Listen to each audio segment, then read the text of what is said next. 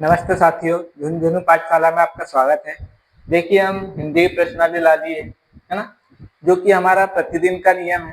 ठीक है, कितने बजे? कभी 6 बजे मिल जाएगी आपको क्लास, या फिर कभी कभी लेट हो जाए तो 6:30 बजे, है ना। तो ये टाइम है, इस पे आपको क्लास मिल जाएगी। कब? शाम के टाइम में मिलेगी, है ना, PM। ठीक है, तो आप जुड़ जाइए और अपने दोस्तों को भी शेयर कर दीजिए। आप किसी भी एग्जाम की तैयारी कर रहे हो तो आपके लिए ये जो प्रश्नावली बहुत ही महत्वपूर्ण होंगी।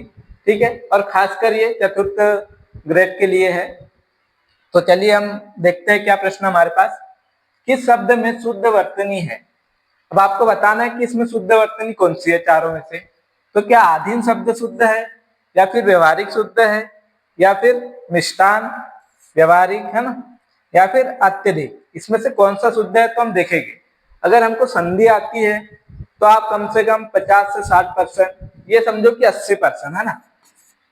शब्द शुद्धि में 80% किसका खेल है? संधि का है। इसलिए सबसे महत्वपूर्ण मानी जाती है संधि टॉपिक, वो आपको आना चाहिए।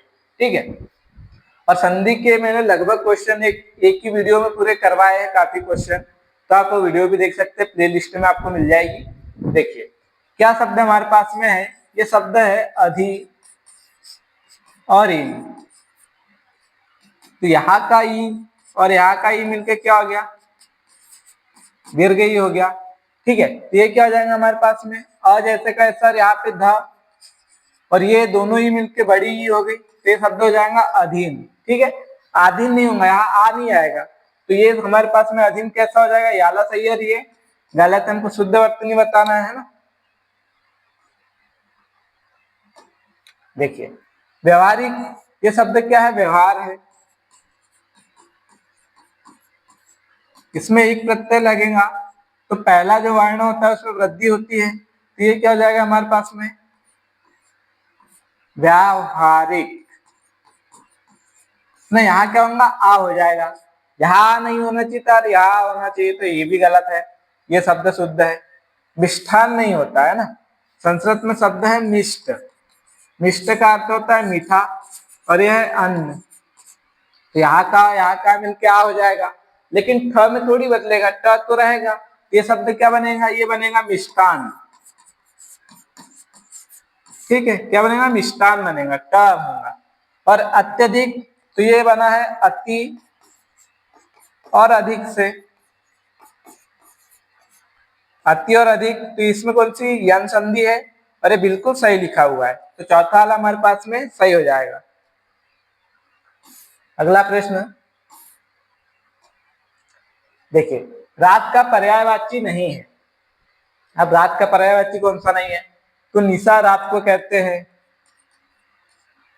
विभावरी भी रात को कहते हैं, यामिनी भी रात को कहते हैं। ये तीनों ही क्या है? रात के पर्यायवाची है।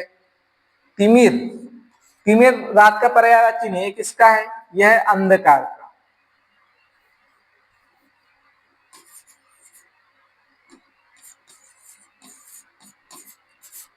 तिमिर किसका होता है? अंधकार का। तो चौथा सही हो जाएगा, क्योंकि रात का पर्यायवाची नहीं पूछा है। तो तीनों तो है, तिमिर नहीं है। अब अगला प्रश्न देखेंगे। निम्नलिखित में से अशुद्ध वाक्य है, आपको अशुद्ध वाक्य बताना है। देखिए, गौतम ऋषि की पत्नी का नाम अहल्या है, अहल्या था। अब देखिए, आपको ये इस प्रकार से लिखा हुआ मिलेगा बहुत जगह। तो ये वाली वर्तनी अशुद्ध है। क्या होता है? अहल्या होता है। वैसे ही क्या होता है?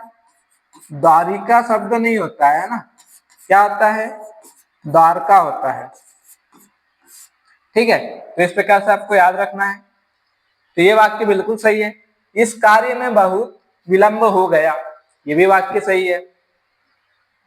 रसगुल्ला बहुत स्वादिष्ट है, बिल्कुल सही है ये भी, है ना। एक गुलाब की माला खरीद लेना। एक गुलाब की कोई माला होती है क्या? उसमें 50 गुलाब होते हैं तो माला बनती है, या फिर 10 गुलाब की माला बन जाती है ना। एक गुलाब की माला नहीं होती है। क्या होगा यहाँ पे? क्या होना चाहिए? गुलाब की एक माला, है ना, गुलाब की एक माला। यहाँ एक पहले नहीं आएगा, तो यही अशुद्ध वाक्य है। तो चौथा वाला हमारे पास में सही हो जाएगा। अगला प्रश्न हम देखेंगे।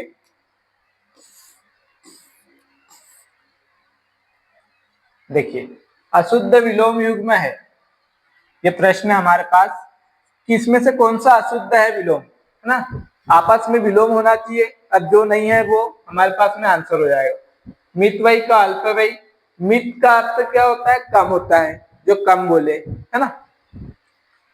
तो मितव्ययी का क्या होगा, अल्प का भी क्या होता है, कम ही होता है। तो दोनों आपस में कैसे हो गए, पर्यायवाची समानार्थी हो गए, है ना।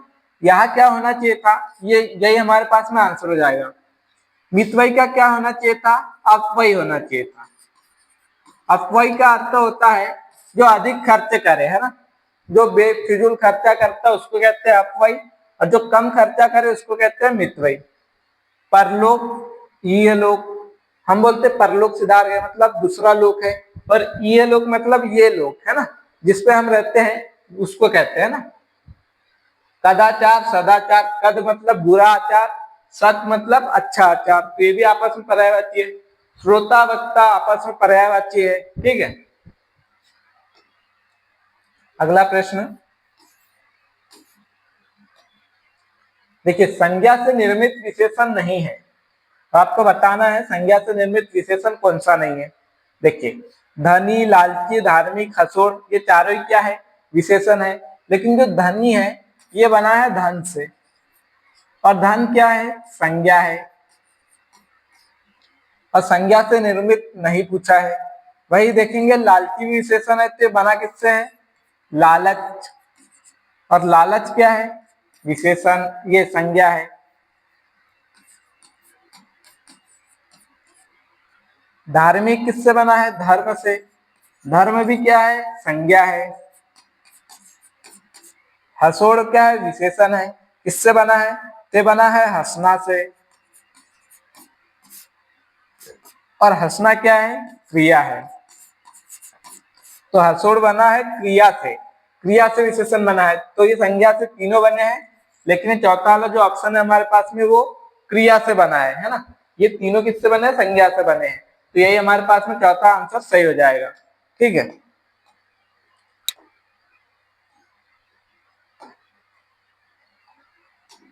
अगला प्रश्न देखेंगे। देखिए, महल का भीतरी भाग, जो महल का भीतर का भाग होता है उसको क्या कहते हैं, गर्भगृह किसको कहते हैं, जो मंदिर का सबसे पवित्र स्थान माना जाता है, जहाँ पे देवी देवताओं की स्थापना की जाती है, उसको कहते हैं ना। भीतरी तल, ये तो बनाया गया शब्द है ना, ठीक है। तल होता है जमीन, जो भीतर की जमीन हो, ठीक है। अंतःपुर कहते हैं किसको, महल का जो भीतरी भाग होता है उसको कहते हैं अंतःपुर, तो ये हमारे पास में सही हो जाएगा। यह है रनिवास, तो ये तो होगा ही नहीं, हमारे पास में थर्ड वाला ऑप्शन सही हो जाएगा, ठीक है। अगला प्रश्न देखेंगे।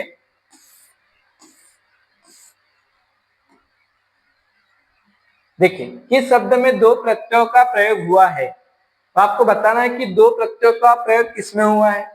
तो ये हमारे पास में मानवता शब्द है, इसमें हमको ता दिख रहा है, विवस्था में ता दिख रहा है, सुंदरता में ता दिख रहा है, मित्रता में ता दिख रहा है, सब में एक एक प्रत्यय दिख रहे हैं। तो देखेंगे अच्छे से, मित्र और ता, एक प्रत्यय इसमें, और कोई प्रत्यय दिख रहा है क्या, नहीं। सुंदर और ता, एक प्रत्यय ये है, इसमें कोई दिख रहा है क्या, रा वगैरह कुछ नहीं दिख रहा। ये है हमारे पास में विवश और ता के अलावा सा प्रत्यय क्या नहीं है, वी क्या होता है, कुछ नहीं होता है, वस होता है, उसका उसमें वी उपसर्ग लगा तो विवश बन जाएगा, इसमें भी कोई प्रत्यय नहीं दिख रहा हमको। ये शब्द है मानव, और ये है ता प्रत्यय, ठीक है। तो इसमें ता प्रत्यय, इसमें कोई प्रत्यय दिख रहा है आपको, अगर वह निकाल देंगे तो मान और वह कोई अर्थ बैठेगा नहीं।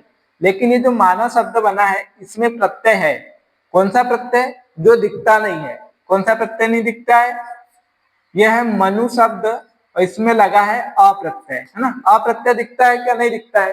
ता प्रत्यय तो हमको दिख जाता है, ये ता है, ठीक है। अ नहीं दिखता है, मनु की संतान है हम लोग, इसलिए हमको मानव कहा गया, ठीक है। और जो धनु की संतान है उसको क्या कहा गया, दानव कहा गया।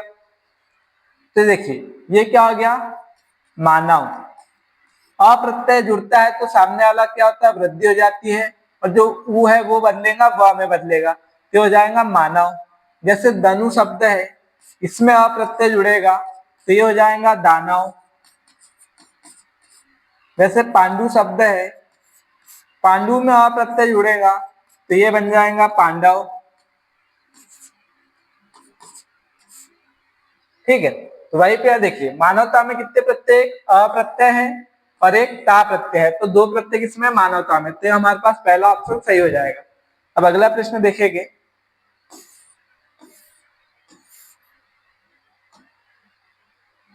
देखिए निम्नलिखित में से गलत संधि विच्छेद है, आपको बताना इसमें से गलत वाला कौन सा संधि विच्छेद है। देखिए प्रतिष्ठा है तो प्रत्यय रिष्ठा, मैंने आपको बहुत बार बताया कि जहां भी आपको इष्टा है तो ये इसका संबंध इससे होगा, इष्टा से। अगर ये है तो आप इसको इसमें बदल दीजिए, अगर ये शब्द है तो जब वे बदलेगा कहीं जुड़ेगा तो ये इसमें आ जाएगा। ठीक है, तो बिल्कुल प्रतिष्ठा सही है। इसमें कौन सी संधि, व्यंजन संधि है। जगदीश में देखिए जगत और ईश होता है, लेकिन ये क्या होगा, जगत में हलंत लगेगा। ठीक है, तब जाके जगदीश की संधि सही होगी, तो हलंत नहीं है, मतलब यही हमारे पास में गलत वाला है। पद्धति का पद और हति बिल्कुल ये सही है, ध और ह का मेल होता है ना, दोनों आपस में चेंज होते हैं। वही देखेंगे निषेध, नी और सेत से स इस समय बदला, तो इसमें भी व्यंजन संधि है।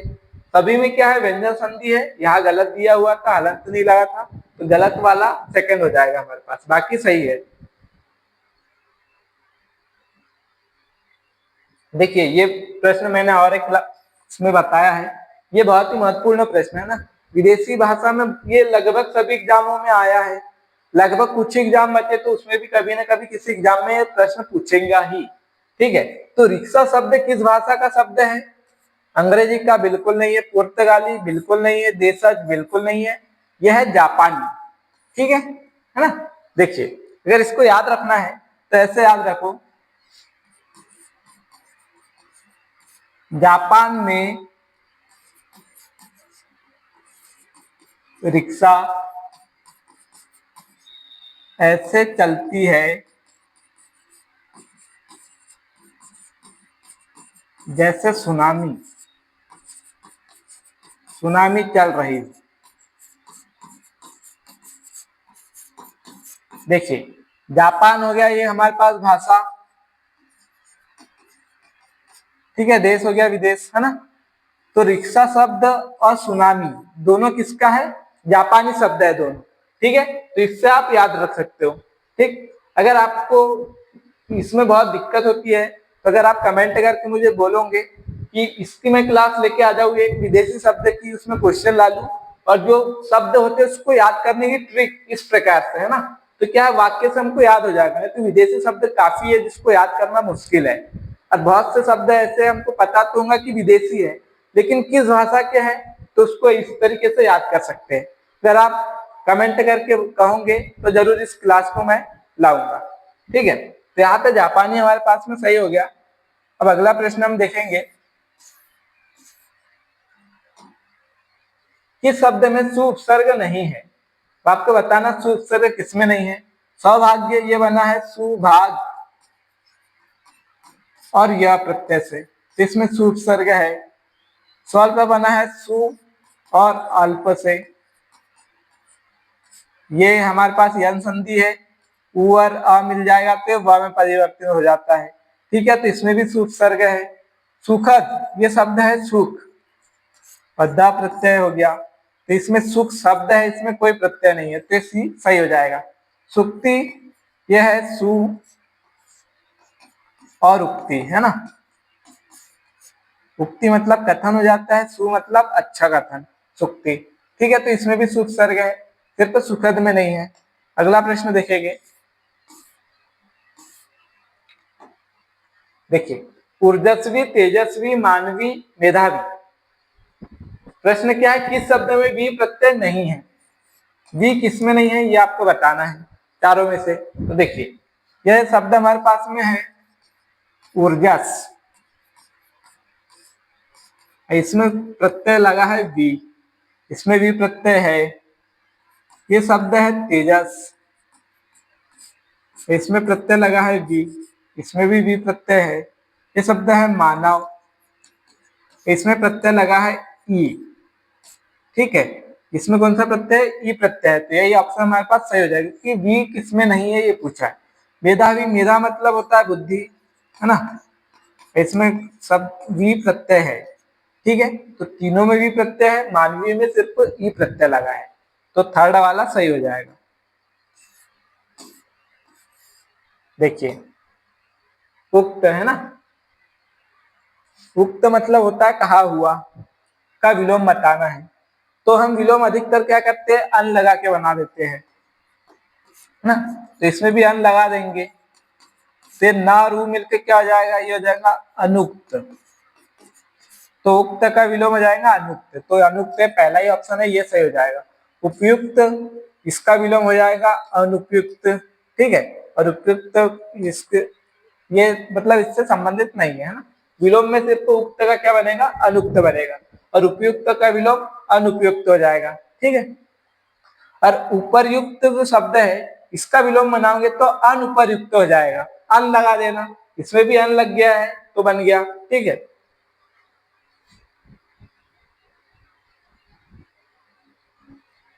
कल्पवृक्ष का पर्यायवाची है, अब आपको बताना है कल्पवृक्ष जो है उसके पर्यायवाची क्या है। परिजात, कल्पतरु, देववृक्ष तीनों ही है, मतलब सभी है। ठीक है, तीनों ही क्या है, कल्पवृक्ष के पर्यायवाची शब्द है। ठीक है, कल्पवृक्ष को माना जाता है कि वह पूरी विष पूरी कर देता है, देवताओं का वृक्ष कहा जाता है, इसलिए उसको देववृक्ष भी कहते हैं। अब देखेंगे अगला प्रश्न,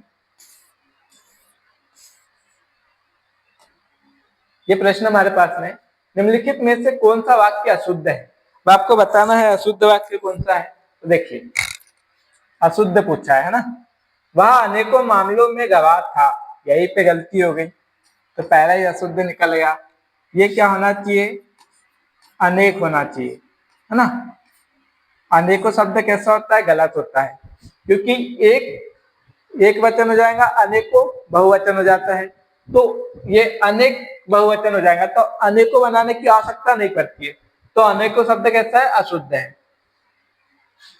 नुपुर ये वर्तन में पूछा जा सकता है कहीं भी, है ना, तो आपको याद रखना है नुपुर इसका अर्थ क्या होता है, घुंघरू को कहते हैं ना, कि ध्वनि मनमोहक है, तो ये वाक्य बिल्कुल सही है। आपकी मनोकामना पूरी हुई, बिल्कुल सही है। अगर यहाँ पे लिखा होता मनोकामना तो ये वाक्य भी गलत हो जाता, फिर मनोकामना शब्द गलत है, मनोकामना होता है। मनीषीगण मेरी बात पर ध्यान दे, ये भी बिल्कुल सही है। अब देखिए क्या होता है, ये जो मनोकामना कैसे पता करे कि ये सही है कि ये, आपने प्रातः काल शब्द सुना होगा, देखिए यहाँ पे विसर्ग है और उसके बाद में क्या है, क है, तो विसर्ग जैसे का वैसा है, प्रातः काल बना क्या नहीं बना, तो इसी शब्द से आपको याद रखना है कि क के आगे अगर आपको विसर्ग दिख रहा है तो विसर्ग के ही रूप में रहेगा, किसी में नहीं बदलेगा, क हो प हो, है ना। अगर ये है तो इसके सामने का जो विसर्ग है जैसे का वैसा होता है। जैसे एक शब्द है अधः पतन, ये शब्द शुद्ध है, अगर आ जाए अधोपतन ये वर्तनी अशुद्ध है। ठीक है, अब अगला देखेंगे, ये लास्ट प्रश्न हमारे पास है ना। देखिए हल्दी का तत्सम शब्द है, ठीक, हरदिका, हरिद्रा, हरिद्रा, हलिद्रा, तो ये बिल्कुल नहीं होगा, ये भी नहीं होगा, ये भी नहीं होगा, आपको याद रखना छोटी वाला है ना, ये होगा सही हमारे पास में। हल्दी का जो तत्सम शब्द है वो हरिद्रा होता है। ठीक है, तो इस प्रकार से प्रश्नावली हमारी यहाँ पे समाप्त होती है। देखिए इसमें बहुत कम टॉपिक लिए हैं, मतलब कुछ टॉपिक जो फोर्थ ग्रेड में आते हैं उसके क्वेश्चन इसमें नहीं ले पाया हूँ। क्या होता है कि जो भी क्लासें होती है उसमें किसी क्लास में कोई 2-3 टॉपिक छूट जाते हैं, किसी क्लास में 2-3 टॉपिक छूट जाते हैं, तो आप पूरी अगर जो प्लेलिस्ट है देखोगे तो आपके लिए बहुत ही उपयोगी होंगी। धन्यवाद।